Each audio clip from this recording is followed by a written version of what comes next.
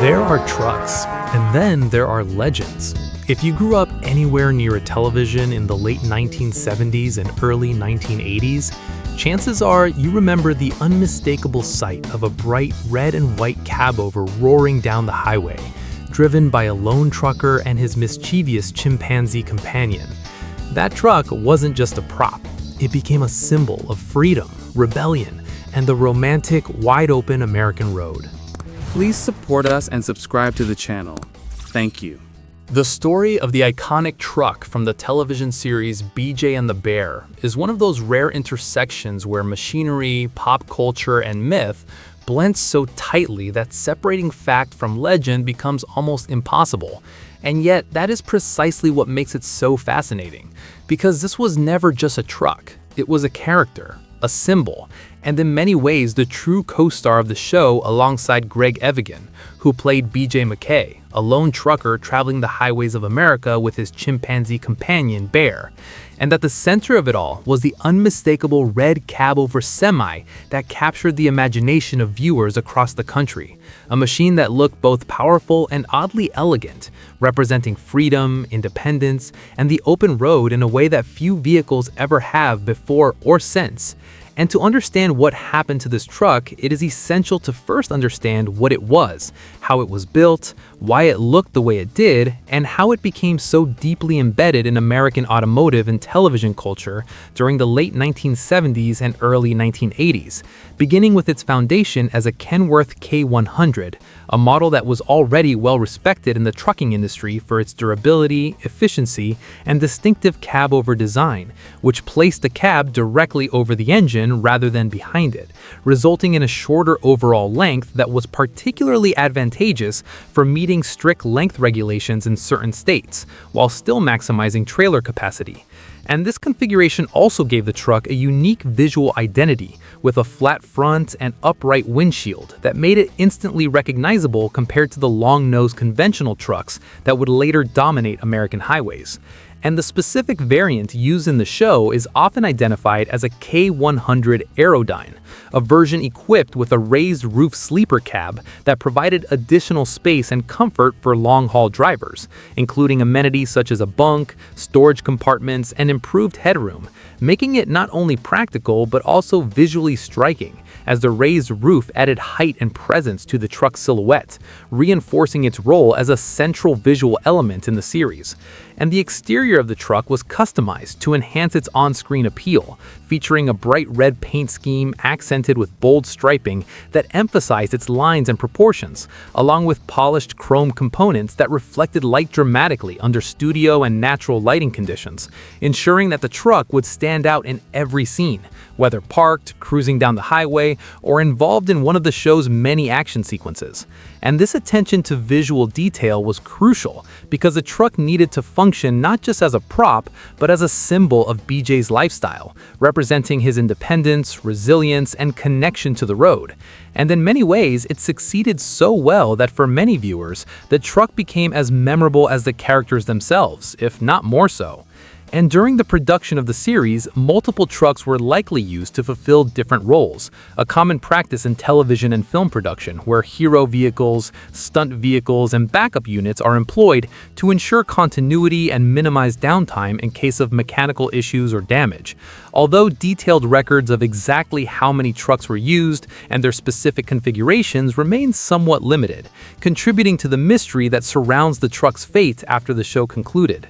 And when the series ended in 1981, the trucks did not simply disappear, but rather entered a period of obscurity where their whereabouts became difficult to trace, with some reports suggesting that at least one of the original trucks was sold off, potentially repurposed for commercial use or modified over time, while others may have been dismantled, scrapped, or otherwise lost due to the practical realities of maintaining and storing large commercial vehicles, especially those that were no longer needed for production purposes. purposes.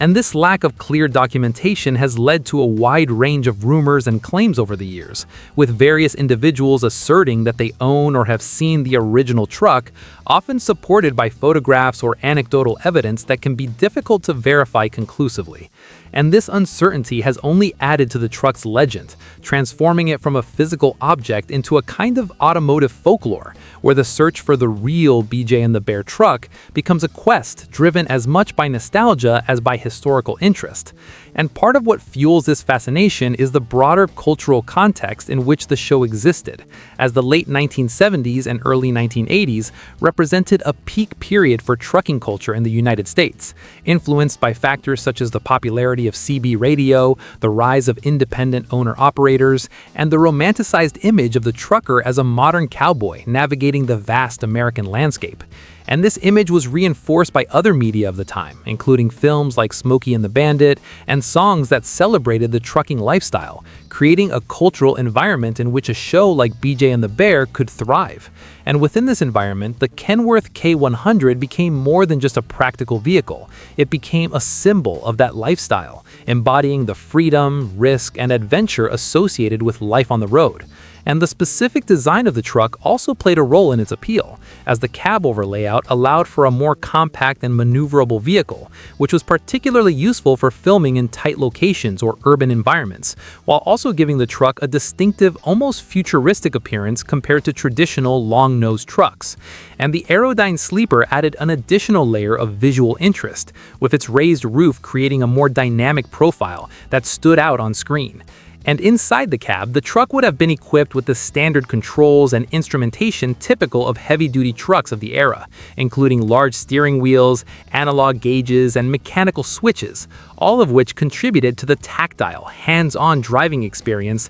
that defined trucking before the widespread adoption of digital systems and automation. And this mechanical simplicity, combined with the truck's robust construction, made it well-suited for both real-world hauling and the demands of television production, where reliability and ease of maintenance were critical factors. And as the years passed, the legacy of the BJ and the Bear truck continued to grow, fueled by reruns of the show, the rise of online communities, and the enduring appeal of classic trucks among enthusiasts, leading to the creation of replicas and tribute builds by fans who sought to recreate the look and feel of the original, often using surviving Kenworth K100 models as a base and applying similar paint schemes, striping, and accessories to achieve an authentic appearance. And these replicas have played an important role in keeping the memory of the truck alive, appearing at truck shows, exhibitions, and fan gatherings, where they serve as tangible reminders of the show's impact and the era it represents. And in some cases, these replicas are so meticulously detailed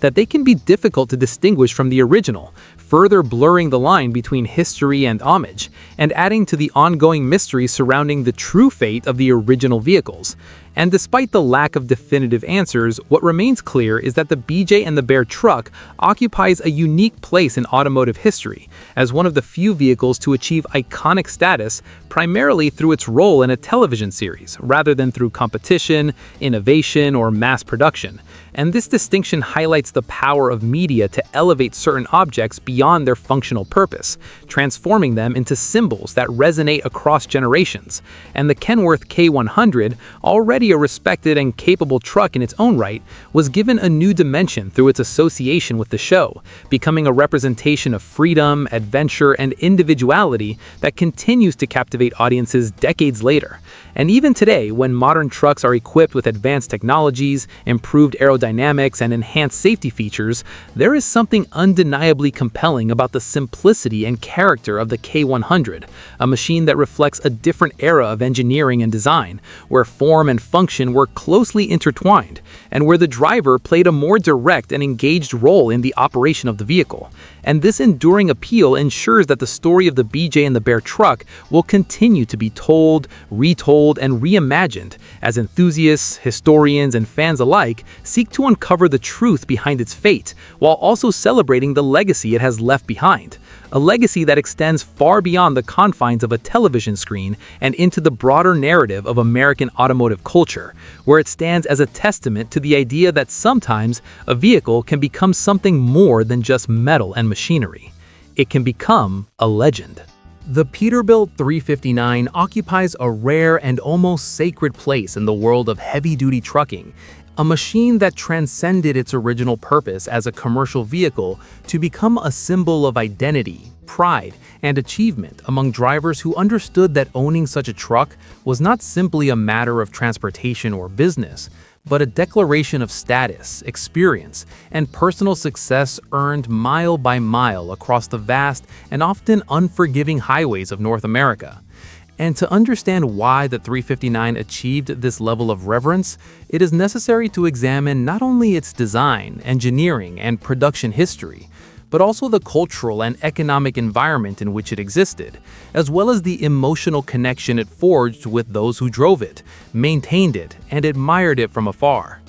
Beginning with its introduction in 1967 by Peterbilt Motors Company, a brand already known for producing high-quality, durable trucks that emphasized both performance and driver comfort. And the 359 was conceived as a continuation and refinement of earlier Peterbilt models, incorporating proven engineering principles while also introducing design elements that would define its identity for the next 2 decades. Most notably, its long-nose conventional layout, which featured a prominent hood extending forward from the cab, housing large displacement diesel engines and providing easier access for maintenance compared to cabover designs. And this configuration also contributed to the truck's visual appeal, creating a silhouette that conveyed strength, stability, and purpose, with the long hood acting almost like the prow of a ship cutting through the air, while the cab itself was designed with clean lines, large windows, and a focus on driver visibility, ensuring that the truck was not only functional, but also comfortable for long-haul operations. And one of the defining characteristics of the 359 was its extensive use of aluminum in the cab construction, a choice that reduced weight while also resisting corrosion, contributing to the truck's longevity and making it a favorite among owner-operators who valued durability and low maintenance costs. And this aluminum construction also allowed for a high level of customization, as the material could be polished to a mirror-like finish, giving rise to the iconic image of the chrome-laden Peterbilt 359 gleaming under the sun, a rolling work of art that reflected both the craftsmanship of its builder and the pride of its owner. And this emphasis on appearance was not merely superficial, as it tied directly into the culture of trucking, where a well-maintained and visually striking truck served as a reflection of the driver's professionalism and attention to detail. And in this context, the 359 became more than just a tool. It became a canvas for self-expression, with owners investing significant time and resources into customizing their trucks with polished tanks, custom paint schemes, unique lighting setups, and personalized interiors, creating machines that were as individual as the people who drove them. And under the hood, the 359 was typically equipped with a range of powerful diesel engines from manufacturers such as Cummins, Caterpillar, and Detroit Diesel, each offering different performance characteristics in terms of horsepower, torque, fuel efficiency, and reliability, with engines like the Cummins NTC series and later the Big Cam variants becoming particularly popular for their durability and strong low-end torque, which was essential for hauling heavy loads over long distances and challenging terrain. And these engines were paired with heavy-duty transmissions, often manual gearboxes with multiple ranges and gears, that required skill and experience to operate effectively, reinforcing the idea that driving a truck like the 359 was not something anyone could do casually, but rather a craft that demanded knowledge, coordination, and a deep understanding of the machine. And this complexity contributed to the sense of pride associated with owning and operating such a vehicle, as it signified not only financial success, but also technical competence and dedication to the profession. And the 359's production spanned a period of significant change in the trucking industry, including shifts in regulations, fuel prices, and technological advancements. Yet throughout these changes, the truck maintained a consistent identity, adapting where necessary while preserving the core characteristics that made it mahbub among drivers. And one of the key factors in its enduring popularity was its versatility, as it could be configured for a wide range of applications, from long-haul freight to specialized hauling tasks, with various wheelbase lengths, axle configurations, and sleeper options available to suit different operational needs.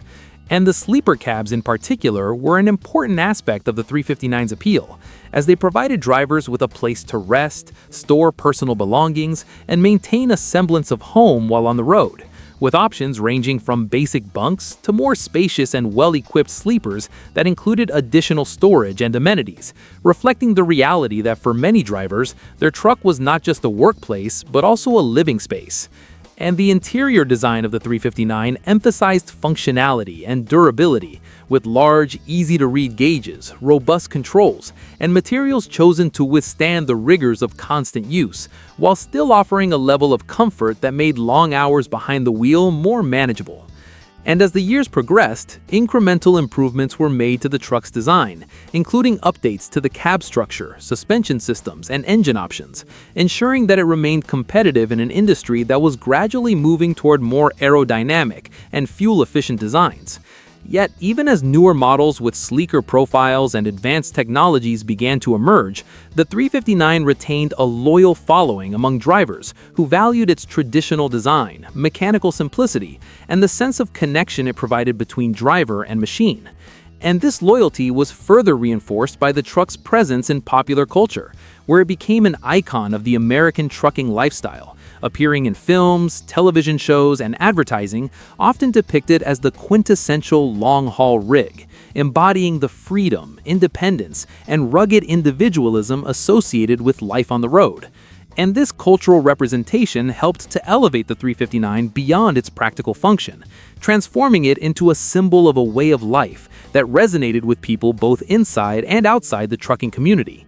And as production of the model came to an end in 1987, it marked the conclusion of an era as the industry continued to evolve toward more modern designs that prioritized aerodynamics, fuel efficiency, and regulatory compliance. Yet the legacy of the 359 did not fade with its discontinuation, instead growing stronger over time as enthusiasts, collectors, and working drivers continued to preserve, restore, and celebrate these trucks, recognizing them as some of the finest examples of American heavy-duty engineering and design.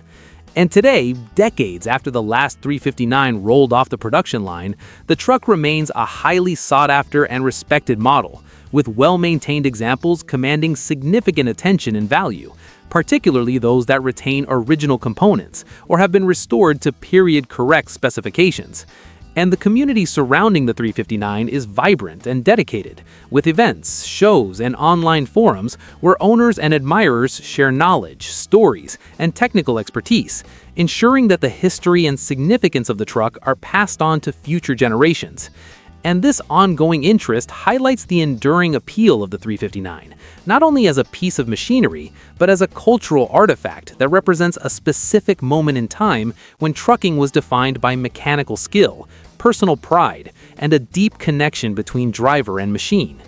And in this sense, the Peterbilt 359 stands as a testament to the values and traditions of an industry that has played a crucial role in shaping modern society, a reminder of the people and machines that keep goods moving across vast distances, and a symbol of the enduring spirit of those who choose the open road as their livelihood, where every mile tells a story, and every truck carries with it a legacy of hard work, determination, and pride. The GMC General represents one of the most intriguing and often underappreciated chapters in American trucking history, a machine that quietly redefined expectations at a time when the industry was balancing raw durability with emerging demands for driver comfort, fuel efficiency, and modern design. And while it may not have achieved the same mythic status as long-nosed icons from competitors, among those who spent their lives behind the wheel, it earned a reputation that was built not on hype, but on respect, consistency, and intelligent engineering.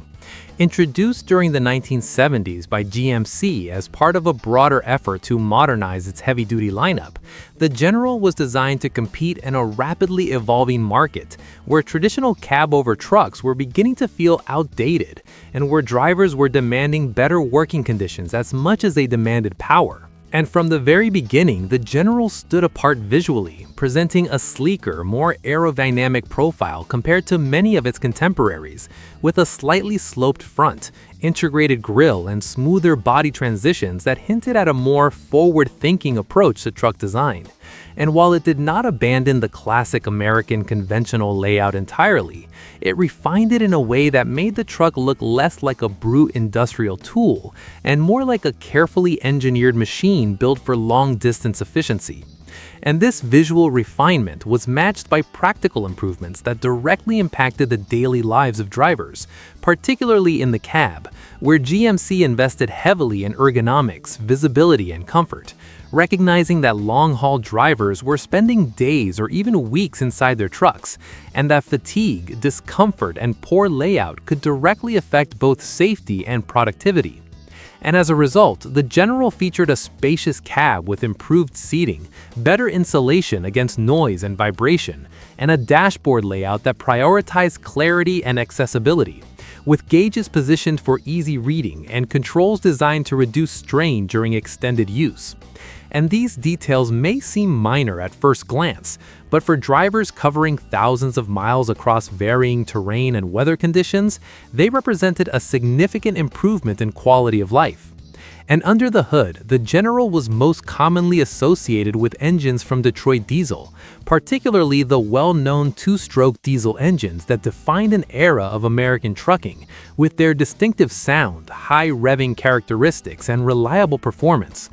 Engines such as the 8V71 and later variants provided a balance of power and efficiency that made them well-suited for long-haul operations, delivering strong performance while maintaining fuel economy that was increasingly important during a decade marked by fuel crises and rising operational costs. And these engines were paired with robust transmissions, often manual gearboxes that required skill and experience to operate effectively, reinforcing the idea that driving a truck like the General was not simply a matter of turning a key and pressing a pedal, but a craft that demanded coordination, mechanical understanding, and a deep connection between driver and machine.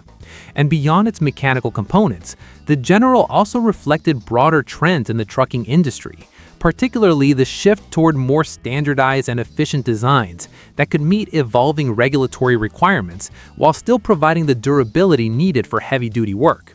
And this balance was not always easy to achieve, as manufacturers had to navigate changing emission standards, safety regulations, and economic pressures. Yet the General managed to remain relevant by adapting where necessary while maintaining the core qualities that drivers valued, including reliability, ease of maintenance, and a sense of solidity that inspired confidence on the road. And one of the reasons the General earned such respect among drivers was its consistency. As it may not have been the flashiest truck on the highway, it was dependable, predictable, and capable of handling the demands of long-distance hauling without unnecessary complications. And in an industry where downtime could mean lost income and missed deadlines, this reliability was invaluable. And drivers who owned or operated a General often spoke of it with a kind of quiet pride, recognizing that while it might not attract attention in the same way as more visually dramatic trucks, it delivered where it mattered most, mile after mile, load after load. And this understated excellence is a key part of the truck's legacy, as it represents a different kind of success, one that is not measured by popularity or cultural visibility, but by performance, trust, and the respect of those who truly understand what it takes to keep goods moving across vast distances. And the General's design also reflected a degree of customization, as owners could modify their trucks to suit specific needs or personal preferences, adding features such as larger fuel tanks, upgraded suspension components, or personalized interior touches that made the truck feel more like a home on wheels. And while it may not have become a show truck icon in the same way as some of its competitors, there were certainly examples of highly customized Generals that demonstrated the potential of the platform when combined with creativity and craftsmanship. And as the trucking industry continued to evolve into the 1980s and beyond, the General gradually gave way to newer models that incorporated more advanced technologies, improved aerodynamics, and greater emphasis on fuel efficiency. Yet even as these changes took hold, the memory of the General persisted among those who had experienced it firsthand. And today, it's remembered as a truck that quietly did everything right. A machine that may not have dominated headlines, but earned its place through consistent performance and thoughtful design.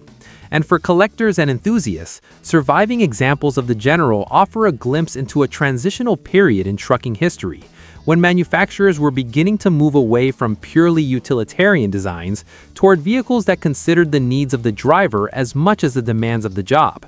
And this shift would eventually lead to the highly refined, technologically advanced trucks we see today. But the General remains an important step in that evolution, a bridge between eras that combine traditional strength with emerging ideas about comfort and efficiency.